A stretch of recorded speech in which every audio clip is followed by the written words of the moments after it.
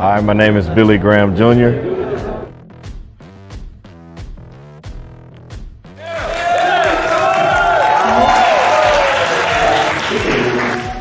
Growing up, everybody thought I was going to be an actor. They're like, you're funny, you should go be an actor. I was like, I can't be an actor, can't you see? What is my purpose? If you're like me, I lost my purpose. I didn't know who I was. I let society put me in a box.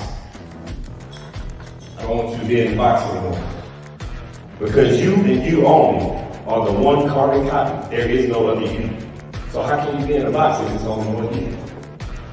So you need to steal your power back. Because we gave it to somebody. I want you to say, steal your power back. Steal your power back.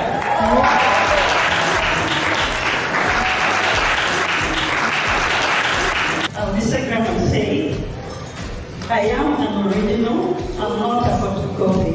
You are where it begins. It begins with you and only you. You are the director. You are the author of this book. Nobody should be writing your life story. You are the winner. See, a lot of us, we get caught up in wondering when we're supposed to do something, why we're supposed to do something, where we're supposed to begin. But I'm telling you, you are the author of your book, and that's all that matters. My time here in Kenya has been amazing. Everybody has welcomed us with open arms ever since we landed. Nothing but hospitality, nothing but family. We felt like we were home.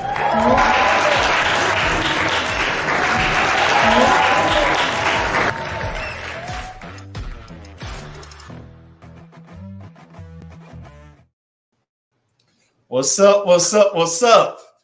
I want to welcome everybody to the Billy Graham Jr. TV show. I am so happy that you are able to tune in this week.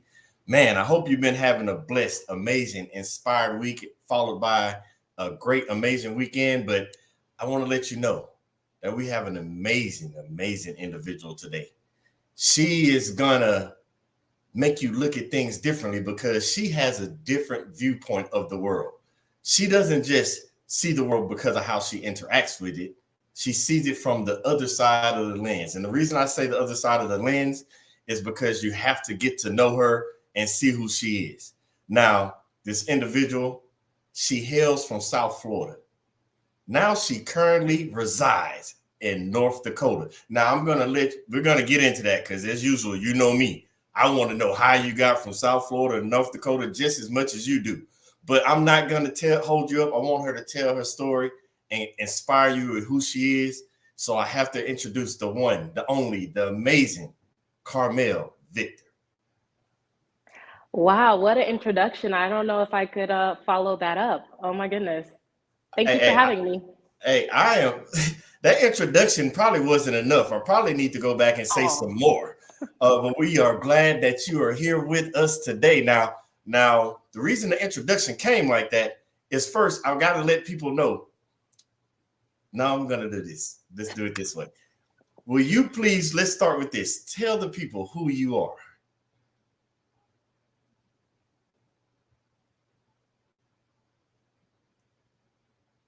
Did my sound go out again? I know I was just having some issues earlier.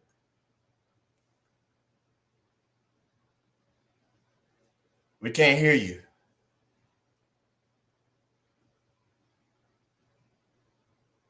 Looks like we have some technical difficulties, but don't worry. We're going to get this worked out because you gotta hear what she has to say. I will give you a snippet. She is a first generation of something. And then when I heard what she was a first generation of, I was like, wow. I've met a lot of people throughout my military career. They were like first generation something, like whether it be coming over or something like that. But she's a first generation. But I'm not going to tell the story. She's back. So can you please tell the world who you are, Carmel? Yeah, absolutely. I'm so sorry. My internet connection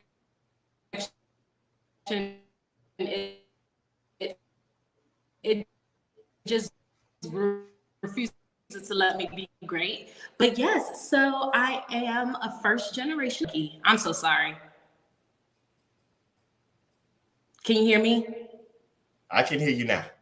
Okay, I'm so sorry. Okay, so I'll start over. So both of my parents were born and raised in Haiti. They came to America in their 20s, and they had my sister and myself. And yeah, my sister and I were first generation Americans, first generation of our family to graduate from university. So we're very proud to be Haitian, and we're proud to even be born here because America has a lot to offer. That is amazing. So I'm glad you said that and started with that because I am very big on breaking generational curses. And I want people to understand that curses don't necessarily have to be a bad thing. It could be a good thing, but somebody has to break it. I commend your parents for even making that journey to start a new life for themselves and you and your sister. But by being a first generation, not just American, but graduate, you're setting the bar for the next person because nobody is ever going to cross the bar unless you set the bar, and you've already set that. But we commend them on that. But I gotta know, how did you get from South Florida to North Dakota?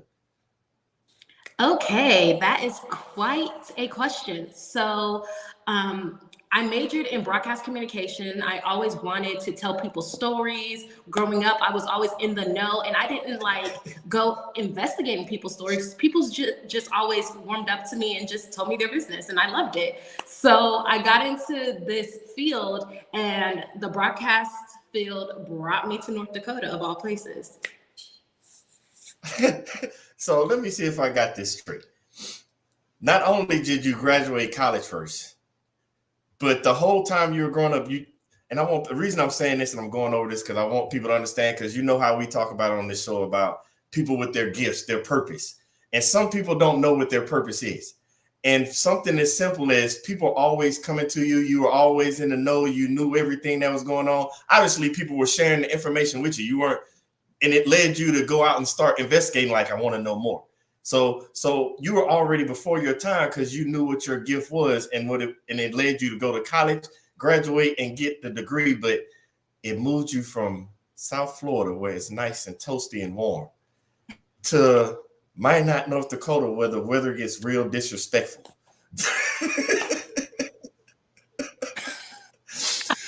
With that being said, how does, because obviously you graduated with the degree, how did that even connection happen? Because I want people to see the full story of how the connection happens after you got the degree to even get to North Dakota. Yeah, absolutely. I have to credit my parents because, especially coming from immigrant families, they tend to, I have to speak for Haitians because that's what I am. They tend to like steer their children into medical or nursing or being a lawyer. But my parents let me and my sister flourish, and they nurtured what we liked. Like, they didn't force us and push us into anything. They're just like, okay, that's what you want to do, we support you. So without them, without my support system, I don't know where I would be. So with my journey to journalism, I graduated in 2011. So I was 21 years old when I graduated. I'm 31 now. I'm about to be 32 next week on Thursday. I feel so old, but it took me a while. I know.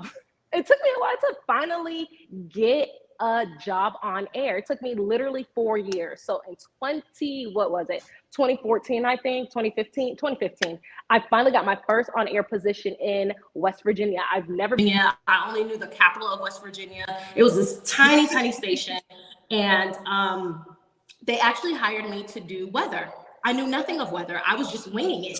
So I got there. I'm like, yeah, this is my big break. I can't wait. I'm going to go do it. I'm going to flourish. And months later, they're like, it's not working out. And I was like, oh, okay. Maybe I don't have it. So I went back home. I didn't feel like a failure. My parents didn't make me feel bad about it because it took me so long to finally get there, finally get that one yes. And then just like the rug was getting pulled up underneath me, but it was just God guiding me to something better. So a few months later, because I kept applying. So a few months later, I got a job in Ohio. And this job, I don't want to talk down about the first station that gave me a job, but my job in Ohio, I mean, I had perks. I had a photographer. It was just a better setup for me. And yeah, I would stay there for a year and a half. I started my family. I have a little son. He is 4. He's fixing to be 5. And yeah, I'm just super excited. But yeah, that brought me to my journalism journey, brought me to Ohio. After Ohio, I was a stay-at-home mom for 2.5 years. And I was like, yeah, I need to get back on the saddle, because the longer I'm out of it, I'm not going to be, in the know, So I get a job at West Virginia again, but it's a different station. I'm just like, okay, let me go ahead and shoot my shot. Let me just go. So I go. This time it's not just me, it's my son, his father. So we all pack up, we go to West Virginia, and I'm there for 4 months. And they're like, yeah, Carmel, nah, we good. And I'm just like, oh, okay. So I have this love-hate relationship with this industry. I said, okay, I know that I am capable. I am not letting somebody else's notes, dictate my life. So that was in like 2019, 2020. COVID happened. So the world basically shut down. Still had that urge to just try journalism one more time. Then literally this job fell into my lap, and it's not your typical news. I don't do like the hard news. I can do it, but I get to show off my personality. I get to tell stories, positive stories, highlight businesses, highlight people that are doing great works in the community. And that is what I truly love. And I am ever so grateful for my station and the person that hired me to do this, because I felt defeated, but coming here, it reignited something in me. So I wouldn't trade this experience for nothing in the world. Wow. You just gave us so much, and everybody knows me. We're not even going to play around. I have to unpack everything, and I'm about to unpack it. First, I got one though, because when you said about the weather and when you were with Virginia, I was laughing inside because when I was growing up, I used to watch the weather with my grandmother every day. She loved the news, and there was 2 people I wanted to be, either the weatherman or we had this guy down here that reported in Houston, Texas, reported all the restaurants that had like bugs and rats and all that, and they called it slime and ice machine. But I was like, I need to do the weather, because in Texas, you literally have to go outside with some shorts on, an overcoat for a jacket, and an umbrella, because you don't know if it's going to be hot, cold, or if it's going to start raining. So I was like, I can do the weather because they never get it right. I can be a weatherman. That's a thankless job. But after hearing what you just said about going into journalism, I mean, when you went to Virginia, they started weather. You're like, nah, we're going to have to let you go, Carmel. It's not working out. But what I want to unpack all the stuff that you said. So parents out there, please, please, please foster the gift of your kids. Now, granted, I understand our parents want us to be safe. That's why they kind of guide us like, be a lawyer, be a doctor. They try to push us to safety because, let's be honest, the world is not that friendly to us. So they try to push us to safety. It's not that your parents don't want the best for you, but you have a vision for your life. God has a purpose designed for you. Nobody knows what it is but you, because God had the conversation with you. He didn't make it a conference call and have a conversation with your parents. So they're going to guide you into what they know. And Carmel, I'm happy that you have parents that were able to help you and your sister guide you to that journey and the next destination in your life. Now, the other part of that, when you think you've come to a point where you're completed and ready to move to the next level, things don't always happen overnight.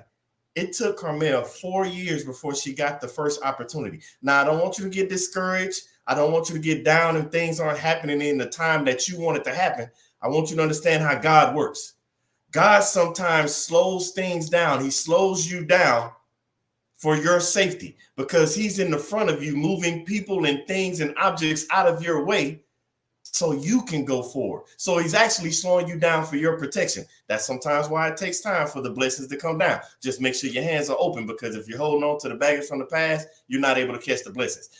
I'm telling you, I'm finna dissect everything you said, Carmel, because you dropped some nuggets. She said she went back home, and then all of a sudden she came back to the same place, just a different news station. Sometimes these are learning opportunities. In order to be ready, I tell my kids it's the boom moment. Whenever your boom moment happens and the blessings happen, it goes boom. They just shower you with blessings. God just dropping them on you. You have to be prepared for it. And part of that preparing is knowledge, learning, going through things. Because remember, obstacles aren't there to stop you. They're for you to go through, learn from them. There's a part of your journey.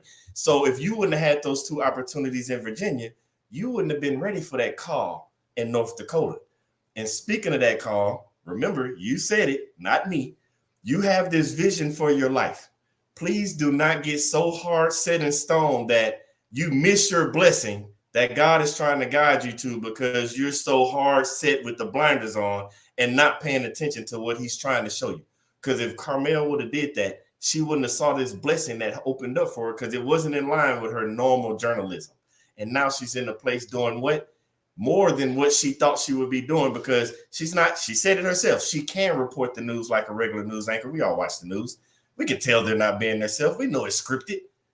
But when you're using the purpose and the gift that God gave you, he wanted you to go out there and highlight other people's successes. Sort of like this show. We bring people on because we want to show the world people like you, Carmel, so we can highlight your success, give you your flowers while you're here, and as well as let others see that they can do it just like you did it. It might go a different path, but they can do it. Now, you said you highlight different people.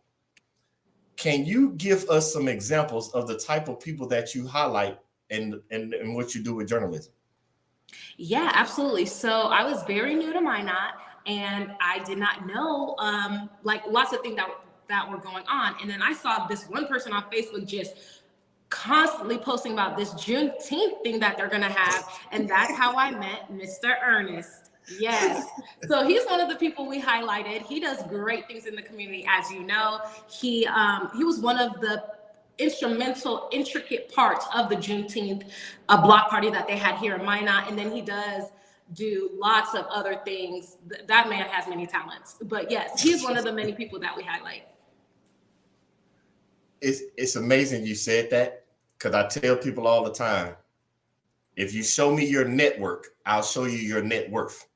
And just like you just said about Ernest being the amazing person he is, he's part of my network. He's part of your network. We're part of each other's network. Now we come together. Now you're part of my network, and it keeps building to when that time comes when somebody needs some. Oh, I know somebody that does that. This show is, and I hope everybody that's watching, if you're watching this show, people that you see are also a part of your network. You just got to reach out to them. Carmel, I don't know if you noticed, but you just became a lot of people's network. That's fine. So don't be surprised when they start hitting you up. Now, with that being said, because I noticed you said about you and your sister, and I want to touch on that for a second, because this happens so many times. We see it, we especially see it in the news when we always see the bad. Nobody ever highlights the good. Your parents fostered something for you and your sister. What direction, because you went to journalism, what direction did it take your sister? My sister actually just graduated with her PhD. Yep, last month. We're in January. So yes, last month, or was it? I think it was October. I don't know. My months are so confusing. But yeah, I'm just like discombobulated because she got married and she graduated. So yeah, she's doing big things. She something in medicine. I don't want to mess it up, but I know she's like with infectious diseases or something. She's the sciencey one. Wow. I did not know that. I was asking that just to see, because your parents already set up breaking generational courses. Then they handed the baton off to y'all. First generation American citizens, graduates, and now a first generation doctor. Is there something that the family doesn't? Matter of fact, what do y'all drink? What's in y'all water? Because we need to start bottling and packaging that up so we can hand it out to people, because that is amazing. I was about to go somewhere else with that, but let's go here. Let's go here, because you said she's married, you got your kids. I was just dropping that because I want parents to understand that you have to do this, because it might be journalism for Carmel, but you as a parent, as you can see from Carmel's parents, you're the first journalist and news reporter that your kids get to meet. All the news and information that they learn about the world, about themselves, about their culture, it comes from you. Carmel just took it to a step level, and she didn't just give it to her family. Now she's giving it to the world. Now, I did catch the clip of you when you first started, when y'all were sitting in the chairs on the stage, you and the rest of your team, and they were welcoming. Yeah, we caught that. That was amazing. Now, I want to understand, and I want to ask you this question, because many people, especially after COVID, we're all going through a rough time. People are bouncing back. They're getting into new environments, whether that be starting their own business, joining new companies and organizations.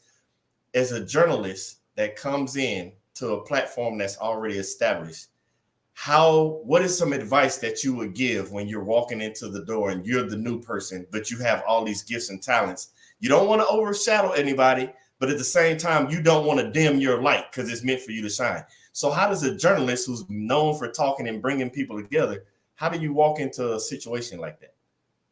I would say become a sponge, understand what you're walking into, because sometimes I could have been walking into a toxic environment, but thank God I did not. Everybody I work with, I love them dearly. And I was able to learn from them. I was able to pick up different things from each person. So just be open, be yourself, but don't try to do too much, if that makes sense. So basically, always keep your mind open because you always can learn more. You can become better.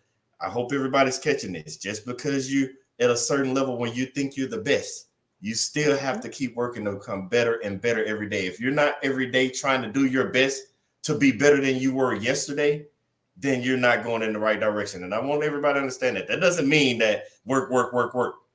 Your best one day might be, I need to relax, because relax and recuperation is part of becoming better. So don't think you just have to work your life away. Now, what is on the horizon? Because I know you tell us that you get to meet and highlight different people. Is there something that the world doesn't know yet because you haven't let the cat out the bag? Is there something at the news station where you're at that's coming up that you can give us a little sneak tip on? Nothing that's like really huge that's going on. Not really, not necessarily. Well, you Maybe say it's something not I huge don't know. It's not huge to you, but it might be huge to us. What's going on in Carmel's world right now? Nothing much. I'm just going on vacation next week. That's not huge. Hold on, time out. You see, just because that's why I asked that question, because you said nothing much.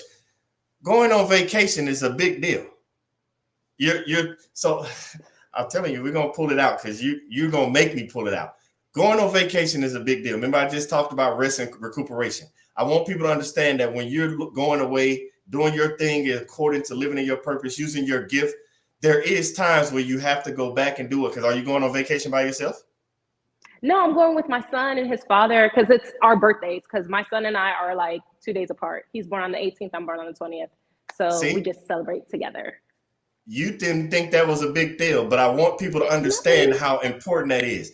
You're first generation. In order to keep teaching and bringing your family along, I was guilty of this, and I try to teach people not to do this. I was throughout my military career, I was work. I was squeeze family time in, but I did not always give 100% to the family time. I might have been on family time still, like checking the phone, sending an email. But I asked you that question because you have something coming up and you're taking a break, not just for yourself. I know it's birthdays and all, but people need to understand that you have to take that break. Now, we're going backwards a little bit because we got ahead of the audience and I don't want them to miss this point. First generation American coming to Haiti. You're in South Florida. What does that upbringing look like? Because you said your parents were always helping and pushing and all that. For people like myself who recently started to learn, because I wasn't always like that. I was like, hey, kids, we got to do this. I might even saw their gift, but I would push them and their gift in the direction I thought the gift should go. As a first generation, and you have your parents that are pushing you and helping you along the way, can you tell us all about that upbringing that you and your sister received so we can learn it? Because we can, remember you said, like a sponge, so we can learn to not just be better people, but be better parents as well. Yeah, absolutely. One thing that I truly enjoyed about my upbringing is how much my parents stress education. Education in Haiti it's not like it is here. Like it's basically a luxury, and it's only a luxury for people who have money. My father didn't go to high school because his parents couldn't afford it. My mother didn't go to high school in Haiti either, but when they came here, there was a whole bunch of programs that they were able to do. My mother's a CNA. My dad, he works for the city of Palm Beach Gardens. And yeah, so they were able to do well for themselves when they got to America. So they of education for me and my sister.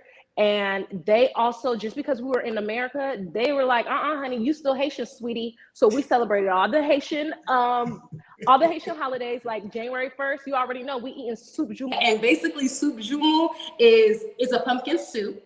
And for those who don't know, Haiti was the first Black free country, basically. So when we were enslaved, when my ancestors were enslaved, their masters, I guess you could call them, they were forced to make this soup for them, and the slaves were not allowed to eat it. So they gained their independence on January 1st. So every January 1st, we eat the soup. So yeah, we eat soup jumeau. We eat, May 19th is Haitian Flag Day. So already, I always have my Haitian flags. I have a Haitian flag mask. And yeah, so I am American, but I am Haitianized, I guess, if you will. Americanized Haitian. Yeah. You just taught me something. So on January 1st, when everybody else is celebrating New Year's, Haitians are celebrating their freedom. Yes. Wow. That's something new to me. I knew about May. I knew about that and everything, but that is something amazing. And the way your parents did it, and the reason I'm processing stuff in my head as well. You're fine. I want people to understand that you can have the American culture, but you also have to teach the culture from where you're from as well, where your ancestry come from. Because my mom and dad are always big that if you don't teach history, it's bound to repeat itself. Yes. In some form or another. And I want people to understand that throughout your life, you might be going through something and you're like, man, this is crazy. And you most likely aren't the only one that went through it, but it's because you don't know about your history or your past, your heritage to understand that. Man, your parents did an amazing job, because even though y'all have, what did you call the food again? How did you say it? Soup jumeau. So it's basically pumpkin soup. Pumpkin soup. See, me and mine, we got to have some black eyed peas, some greens, cornbread like that. You want to start the new year, you better bring them black eyed peas out. I don't remember the last time I went without black eyed peas on the new year, even if I was by myself and had to cook a pot for myself. But no, it's all about that heritage and culture. But I say that for the simple fact of I might make these things, but it's dawning on me that I never think I really went into depth with my own kids about what that first of the year, why we eat that every year on the first. Gonna have to have that conversation. But thank you for bringing that up. Okay, so you just told us about your mom and dad your dad not being able to go to school because he had to pay for it. In Haiti, they have to pay to go to high school? Oh yeah, they have to pay to send their loved ones to school because it's not free, because they don't have like a public school system like we have here. Like a lot of things are way different, because I've been to the country several times. Like the first time, it doesn't really count because I was like an infant. And then when I went back when I was 17, like my mind was blown. I'm just like, wow. It was just amazing to see where my mom came from, where my dad came from, and like how they are successful. And they had nobody here. They barely spoke the language.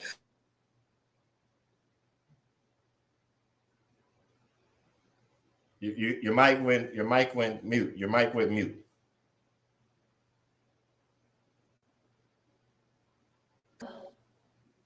Can you hear me? I can hear you now. Okay, perfect. So when my parents came here, they didn't even know the language.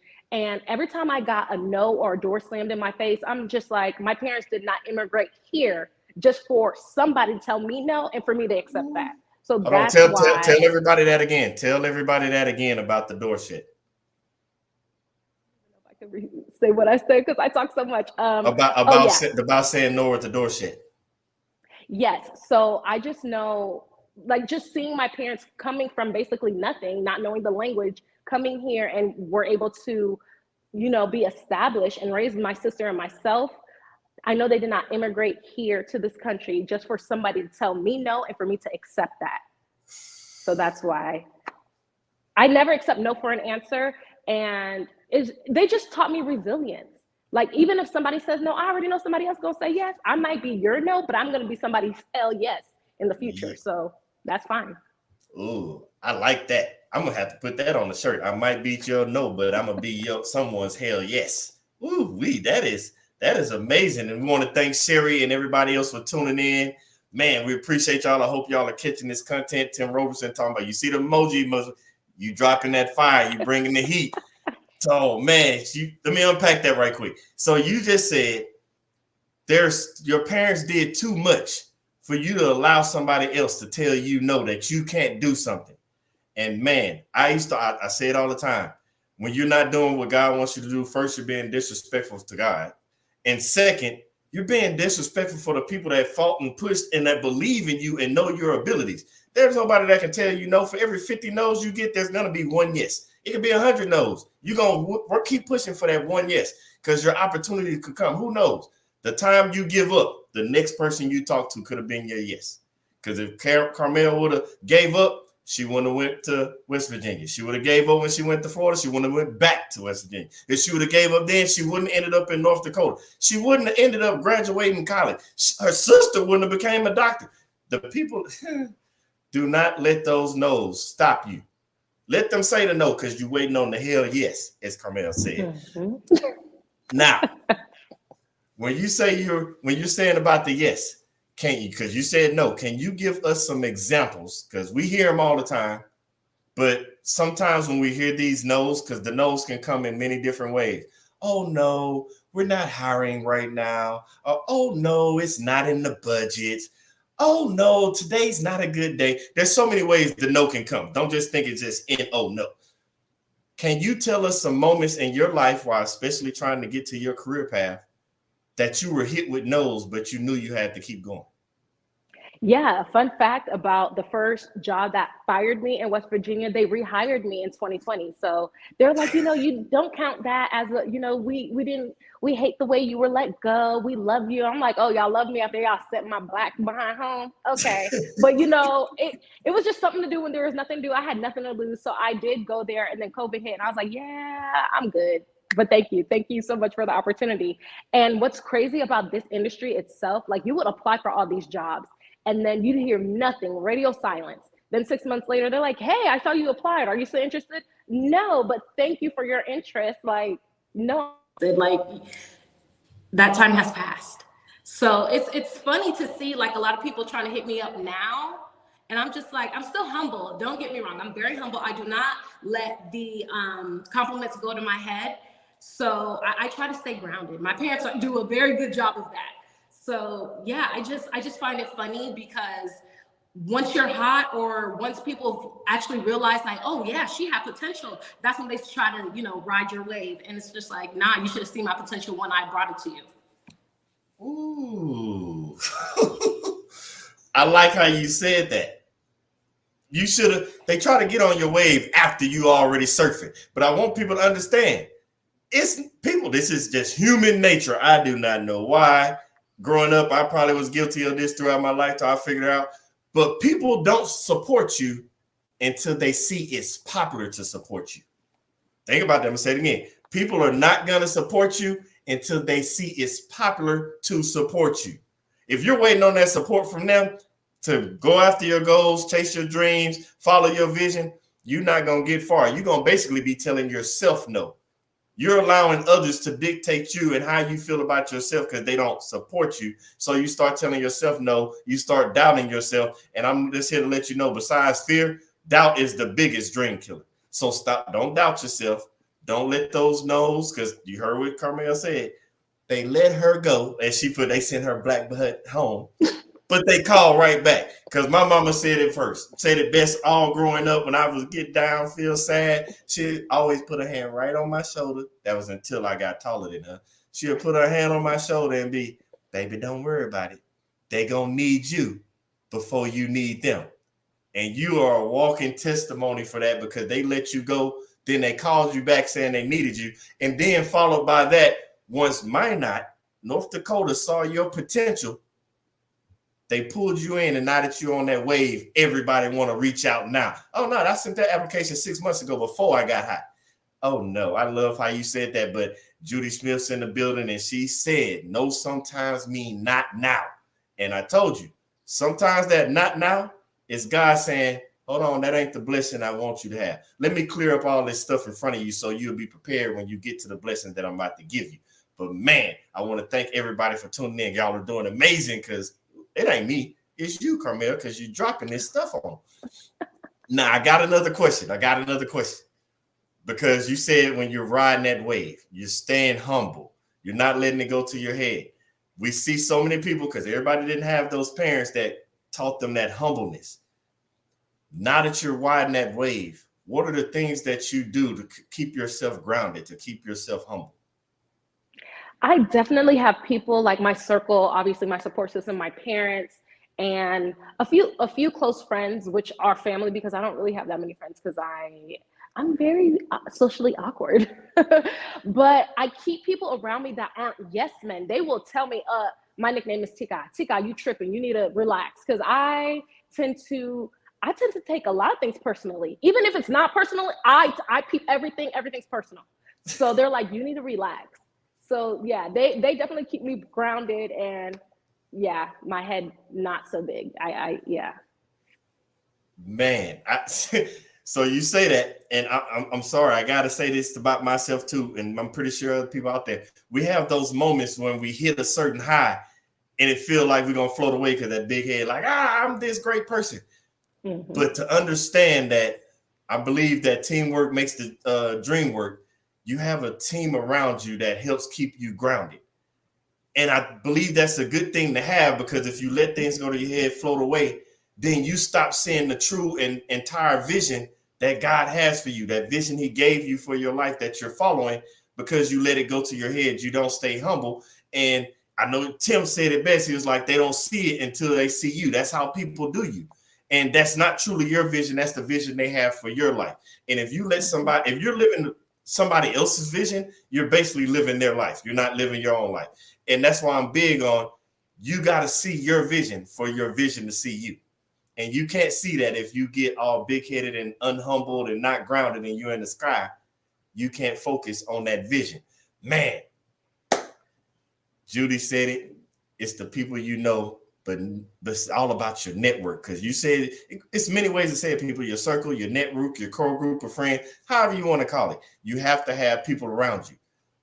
With that being said, we talked about your parents. We know about your husband and your kid. How do you know these individuals that might belong in your circle versus the ones that you don't need to let in your circle, especially somebody of the status with you who meets so many different people that try to become part of your circle? Honestly, I feel like everybody is genuinely and inherently good. However, you could tell the people who just want to be around you just because.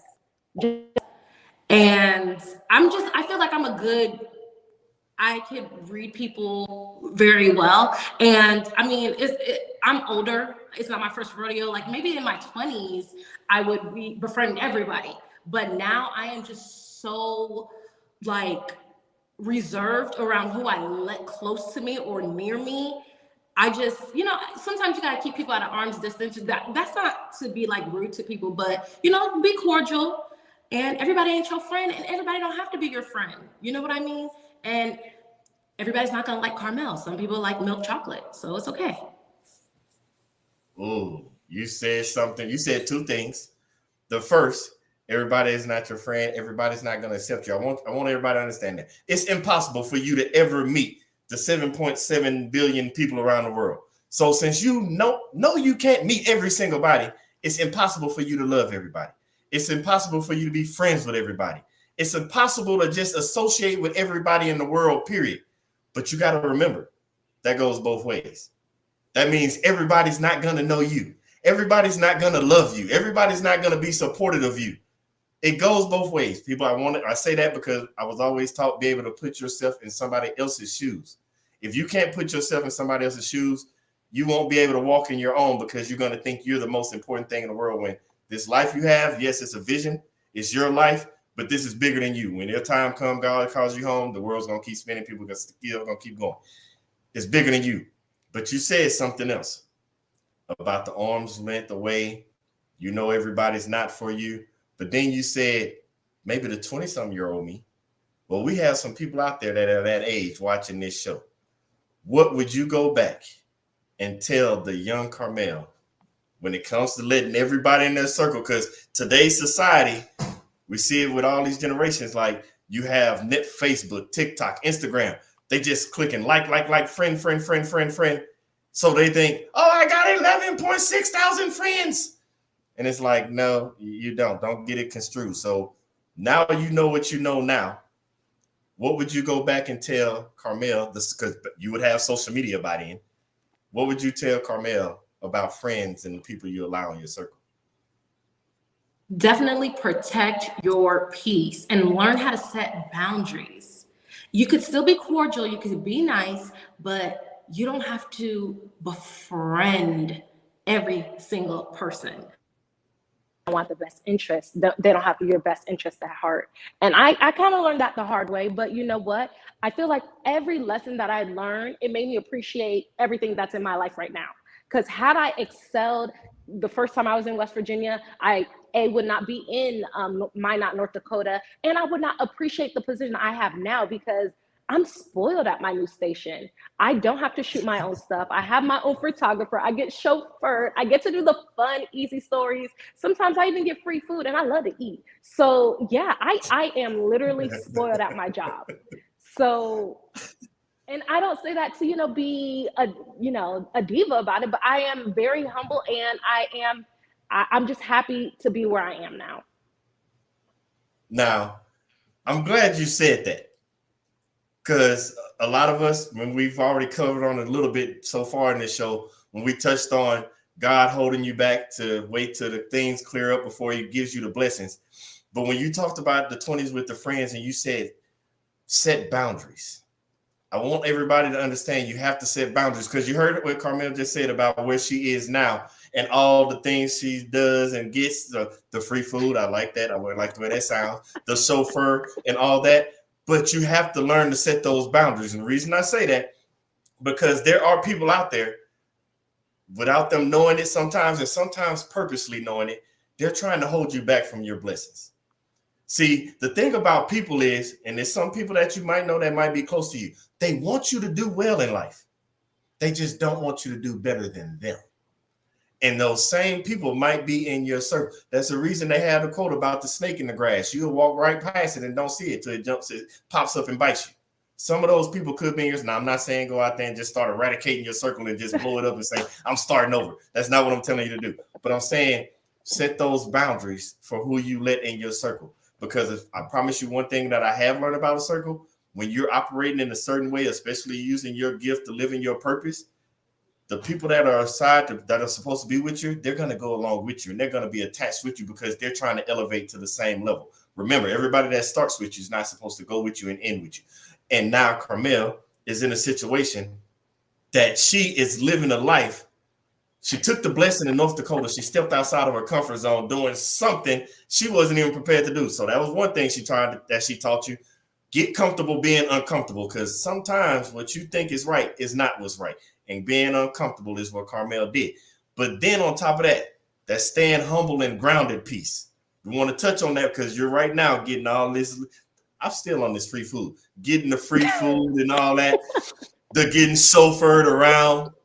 I don't want anybody to feel bad, because when you're doing what God tells you to do and living your purpose, living according to how he wants you to live and how he designed the life designed for you, he's going to start showering you with blessings on top of blessings on top of blessings. And you don't want you to feel bad about it. Just because so-and-so over here, this person don't got that blessing. Don't block your blessings because you're worried about other people's blessings. Mind your own business. In my words, I say mind your vision, because stay focused on your vision. Let those blessings rain down. You sing about it all the time. Please, Jesus, bless me. Let it rain down. Don't get mad when they start raining down and try to block them. So no, don't feel bad about being chauffeured, not having to work the camera. Definitely don't feel bad about the food, because I'll take that blessing any day. Free food? Oh, yes. Yeah, I'll take that any day. But man, I got another question to ask you, because you just said all that. With all of that happening, from where you started from, first generation American for your family, to now with everything that's happening to you right now, blessings on top of blessings. What else is if like, do you know I don't want to say like you're psychic or anything, but what's the next part of that vision that's for you and what you're doing on your path? Honestly, I don't know. I wonder what is next for me, but I'm just grateful for where I am now, and I do want to just say that everybody's journey is different because my journey to journalism is different than my coworker who just right out of college. So it's also key not to compare yourself with other people and what you see on social media, because obviously they're going to glamorize everything. And I mean, even me myself, I don't put when I look terrible on social media, I only put the good stuff. So it's very imperative to note that everybody's journey is different, and just because you feel like you're not where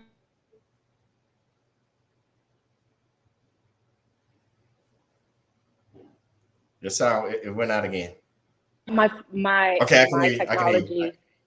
I don't know why I kept doing that, but yeah, it's okay if you're not where you want to be, but you will get there when your time is right. It might not be the time you want, but God's timing is always perfect, and that's what I had to learn. I like how you put that. God is always on time. It might not match the time that you say, but he's always on time. And please, you said it best.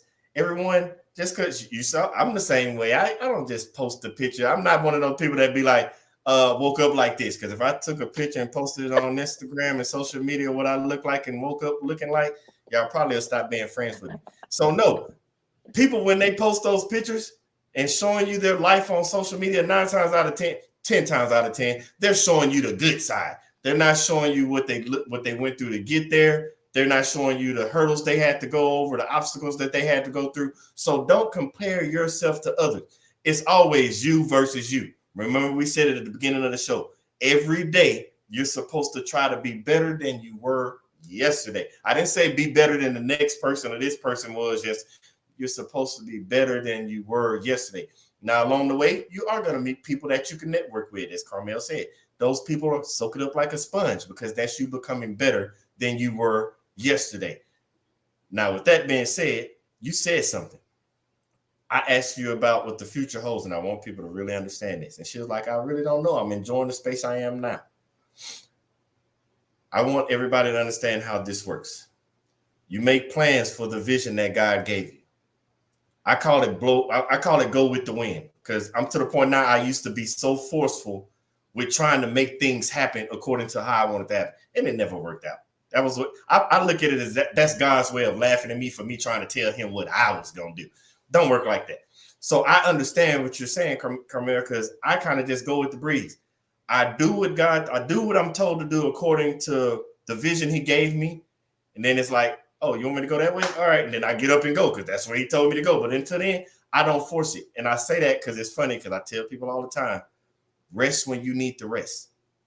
And I say that because one time I was sitting around and my kids was like, Dad, it's been a couple of weeks. We ain't really seen you do no work. And I'm sitting there like, well, I did what I was supposed to do up until this point. I followed the plan God gave me. And now I'm just kind of waiting to see, like, he ain't told me to do nothing else.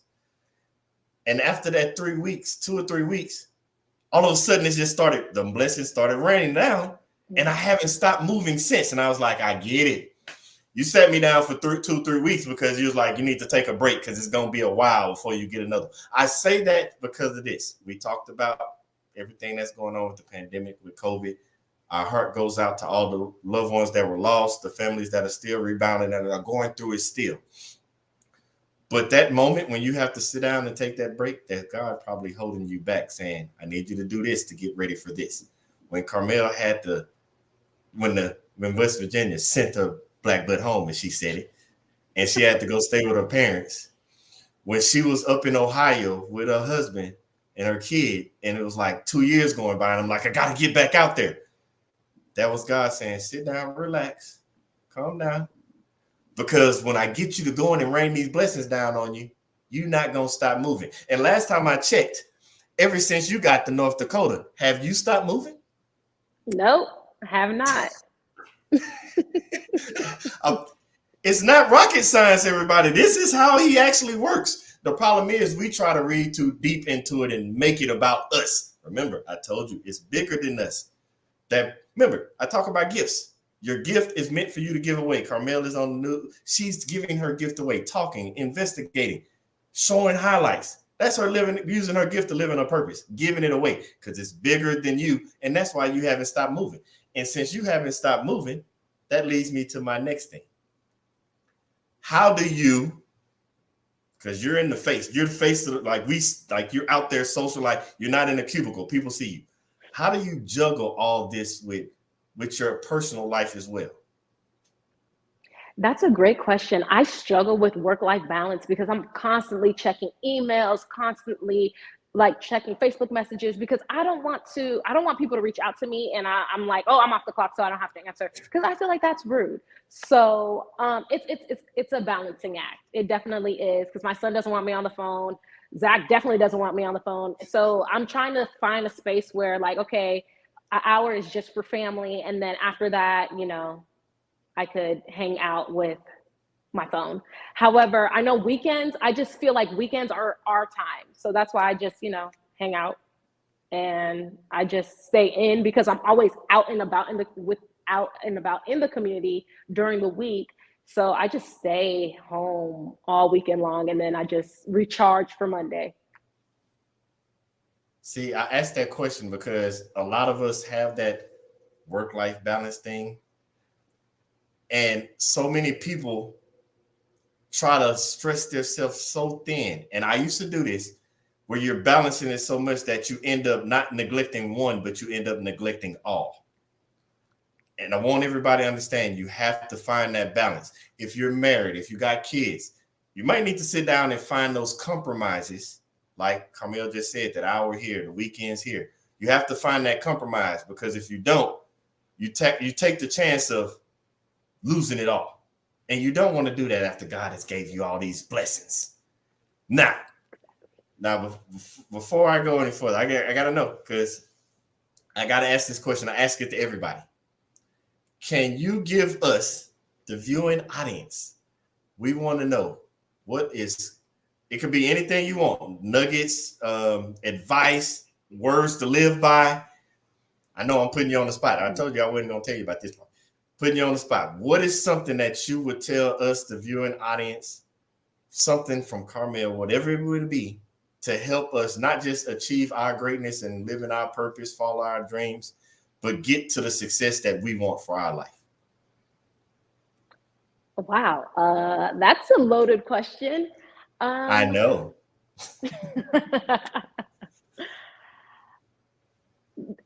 Definitely believe in yourself. However, you still have to make moves or make sure you're going in the direction to be able to see your dreams come to fruition, if that makes sense. I don't know what I'm trying to say. Say like it's okay to wish and hope, but you have to actually put some action behind that. I like that. First, I like the first one. Believe in yourself. Because I'm sorry, if you don't believe in yourself, nobody's going to believe in you. It's like having value. If you don't value your value, then your value is not valuable. But man, you said it and hit the head. And I want everybody to understand what Carmel just said. And I'm not letting that nugget fly by. She basically said, you have to get up and do. Talking is great, but it requires action. Saying something good is okay, but doing something good is better. It's easy to talk, but it's better to do. You need to put action behind your vision. Without action, your vision is just a hallucination. It's you just dreaming. It's just you hoping. Your vision is a hallucination until you put some action behind it and make that vision a reality. You dropped some nuggets right there, and I couldn't let that one go by because I want everybody to understand. We're gonna use that. We're gonna use that. Without action, your vision is just a hallucination. See, some of y'all are sitting over there at home talking about, oh, I'm dreaming. I had a great dream last night. When your vision is big, your dreams will keep you from going to sleep. you won't even be able to talk about I was sleep dreaming about this and that, because your dream's gonna wake you up, tell you it's time to put some action and make this vision a reality. I'm not gonna keep going. You have me doing this all day, Carmel, dropping these nuggets on us. I got one more question before I let you go. You dropped so much, you gave so much, you transformed our thinking, you inspired us, you motivated us, because you family, first immigrant, first generation Americans, college graduates, doctors, you motivate us to do so much, and the words that you gave us have empowered us. But people need to know because I follow you on social media, but how can people stay in touch with Carmel Victor so they can reach out and talk to you? Yeah, absolutely. I think my handles are Carmel V Reports. So yeah, follow me, I follow back, and I answer my DMs. My DMs are always open. If you need to talk, chat, whatever, I'm here. I am here to help people, because I didn't have, somebody in front of me. I didn't know no Haitians that were in this field. So yeah, I love to help. I just want to be an example for my little cousins. This is before my son was even a thought. And I just want them to, it's okay to fail, because it's not a failure. It's really not. It's always a lesson, unless you ain't learned your lesson. Exactly. And I like how you said that even before your son was born about your cousin. Nobody can follow in your footsteps until you take the first step. So you have to get to walking so people can follow behind you. Man, you dropped some jewels. I'm glad that I'm definitely going to stay in contact and keep talking to you. Now, you heard her. She replies. She refollows back. She hit her up in the DMs. She's not going to reply 1 hour out the day, and on the weekend, she ain't talking to you. But other than that, she's going to get back with you, because we want you to achieve your greatness as well. Now, Carmel, again, I want to thank you for coming on the show. We really do appreciate you so much. Now, don't go anywhere, because I still got to talk to you right quick after the show. So don't go anywhere. Stay right there, and I'll talk to you after the show. But again, thank you for coming on the show. Thanks for having me. Thank you. Thank you. I'll see you on the other side, Carmel. Man, I know I wasn't ready for that. It got me reevaluating some things in my life. I'm all about changing generations. But now, what can I do to set my family up so we start breaking generational curses? Not just me. How can I set my kids, my loved ones, my friends, teach them this knowledge so they can start setting their family up, so their kids can start breaking generational curses? Because remember, curses aren't good or bad, but you can be the first one to do something. And sometimes it takes you being the first. But don't be selfish. Teach those behind you how they can be the first. Because when we all keep being the first at something, you're going to elevate not just you, but your family and the generations behind you to levels that you can't even see yet. The same way that vision you have for yourself, that you have for your life, you heard it here first from Carmel. The vision she had for her life, you heard it, she was on the weather. It was putting her in rooms. Her gifts were putting her in rooms that she wasn't even good for on resume. Her resume did not say weather. Her resume did not say this. It did not say that. Your resume, your gifts will put you in a room that your resume isn't even qualified for. So please use your gifts. Live in your purpose.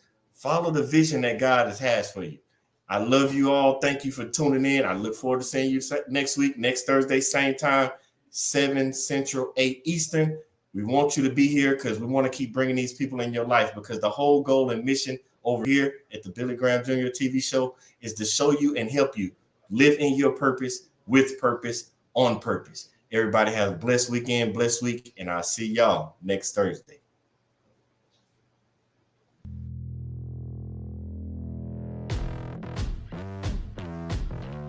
Hi, my name is Billy Graham Jr.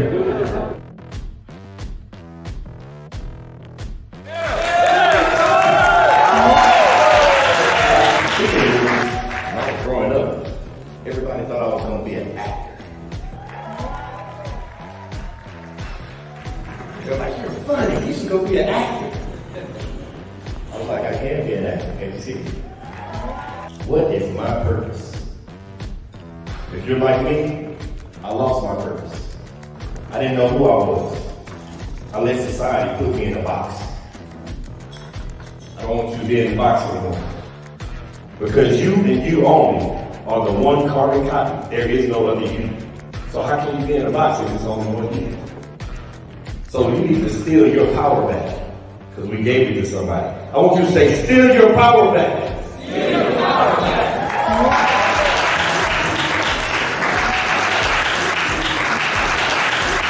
Mr. Graham said, I am an original, I'm not a photocopy. You are where it begins.